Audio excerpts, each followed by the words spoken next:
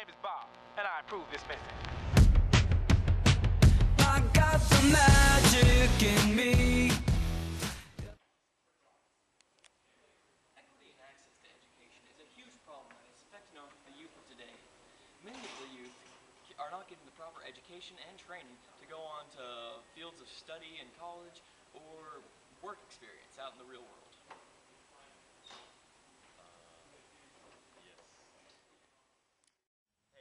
Talking about equity and education. On my topic, it's the dream act. My topic is rural education. I'll be talking about urban education. And I'll be talking about standardized testing. When it comes to education, there are problems with both rural and urban schools. And standardized testing. But there are solutions. Like the DREAM Act. Education. Education. Education. You know that I'd make it say, Mary? Would you come here? Why are you tardy again? Shut up, stupid.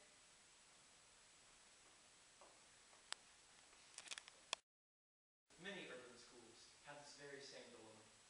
Students not caring about their work and influencing their peers to not care either. Many students like Cedric Jennings and Hope in the Unseen have to deal with this every day in urban schools. Stalks are always something I found interesting. But today, in urban schools, there are topics being taught to students that the students do not find interesting or relevant. It causes low test scores and low attendance rates. In urban schools, there are kids who are afraid to go into their very own bathrooms. Violence brought from the inner city streets into the schools is a huge problem that affects many students who wish to learn. Many youth today are left without role models, especially in the inner cities. There are certain aspects in our culture, like the culture of incarceration, that lead to many of them in neighborhoods being locked up, leaving many youth without a strong male presence in their household. Without this strong male presence, students are not inclined to go to school because the fear for punishment is not there.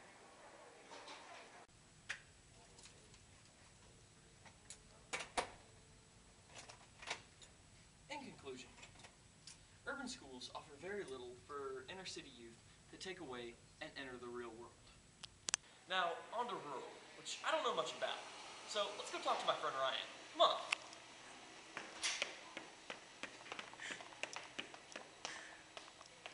Hey Ryan.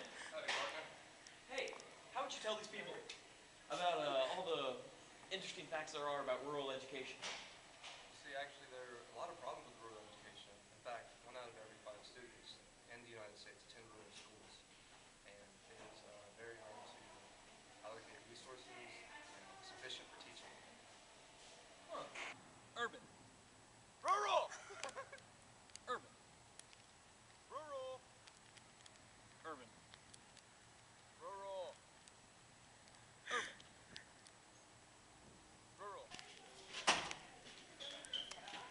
Hi, my name is Ryan, and I will be talking about rural education in Texas. I know everything is shining. Damn it! UT lost. What's wrong, Ryan? Didn't you hear? UT lost sometime. No.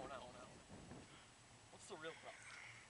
Well, the real problem is rural education is now down to only a 60% graduation rate.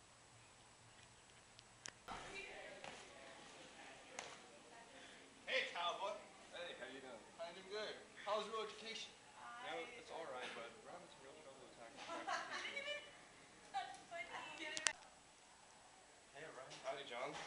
pretty good. How about you? Pretty good. Pretty good. Well, how's the farm doing? You know, it's doing pretty good. Pretty good. You got some more chickens coming in. Duh. Chickens? So how's rural education then?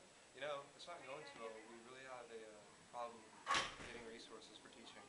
Oh, no way. Like resources like these? You don't have these at your school? No? What is that?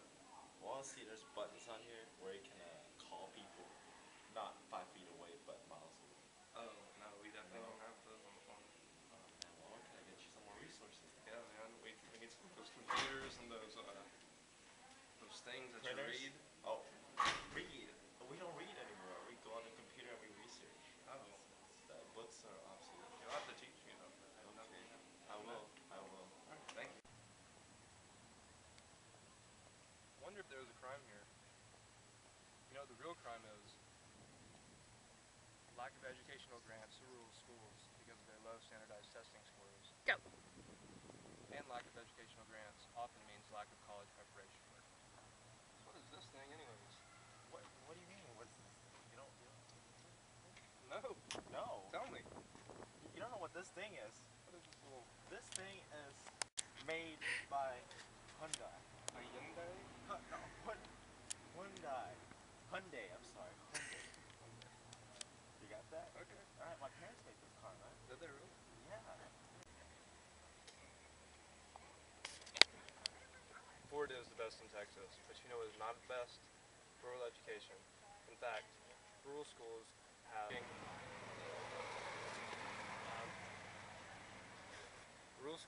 have lack of resources and technology for teaching, difficulty attracting teachers because the wages are $5,000 to $8,000 less per year. And in fact, 1 in 5 students in the United States over 10.5 million attend rural schools where graduation rates are below 60%, which is very high. And they also do not see the educational grants because of their low standardized testing scores, thus leading to a lack of college preparation work. And I'll be talking about standardized testing. And I'll be talking about standardized testing. And I'll be talking about standardized testing. Baby, I like it the way you move on the floor. The tax test. What does it bring? What it brings is teachers dropping their curriculum to start teaching kids about the tax. And it also creates this idea of the bubble kid. The bubble kid is a kid who can possibly pass the tax if the teacher focuses all their attention on that kid. So the smarter kids get less attention, and the lesser educated kids get sent off to special ed. The No Child Left Behind Act has widely expanded the use of standardized testing. Standardized testing has no hands-on experience and has no real-life connection. Kids lose interest in school almost immediately. And then there's the issue with minorities and standardized testing. The tax test tends to have cultural influences, such as using names as Jack and Sally. A lot of minority kids might not be able to relate to names like that. This is me, burning up the tax test. And then there's also the issue with English. If a kid's testing in math, but he's not really good at English, he's ultimately taking 2 tests. Hey Peyton, did you know that a lot of 11th grade physics teachers abandon their curriculum almost a month in advance to start teaching biology and chemistry for the tax test? Nope.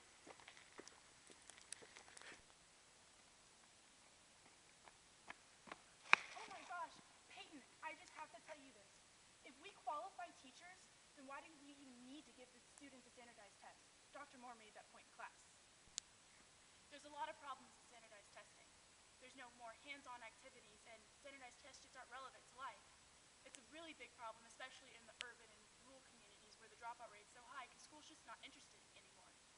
What we need to do is we need to have more hands-on activities and trust the teachers' degrees and allow the teachers to experiment and have fun and allow students to enjoy school more. On my topic,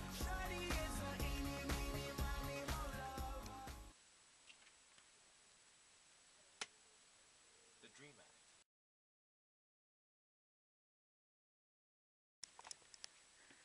The Dream Act.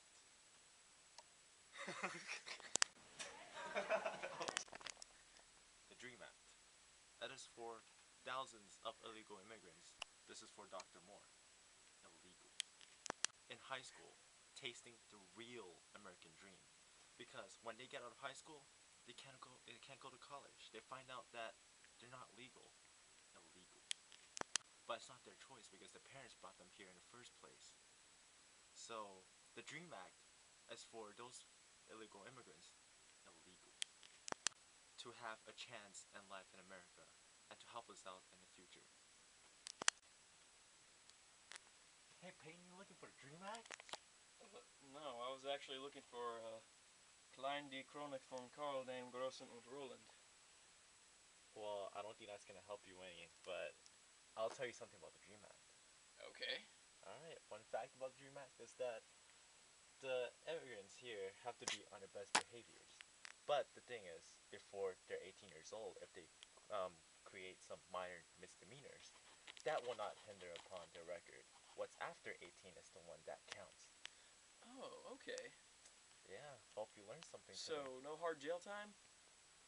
No, unless you're after 18 and you get some hard jail time. Does saving money on car insurance really help you in the future? Did the little piggy scream wee wee wee all the way back home?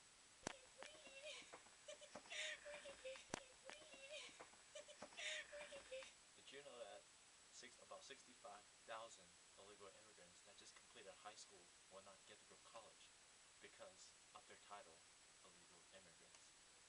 They're not going to get to college, so they're not going to completely live the American dream to receive their certificate for U.S. citizen. Also, the DREAM Act states that it will be a 6-year program for the illegal immigrants. It is hard. It is not easy to come. What they have to do is that they have to stay in school and then in the future attend a primary or secondary school like a college in the future so that they can lawfully apply for their permanent residency, their citizenship in other words. That's why you need to be in very good behavior on your stay over here and have a good GPA average in college. The DREAM Act has not passed yet. But the good thing is that it is in the next legislation where the senators will be looking at it to decide a decision for those thousands of illegal immigrants in this country right now, so that the U.S. government can see that you will be helping America achieve its prosperity in the future. Instead of dreaming the American dream, these thousands of illegal immigrants in the future will live the American dream instead if the legislation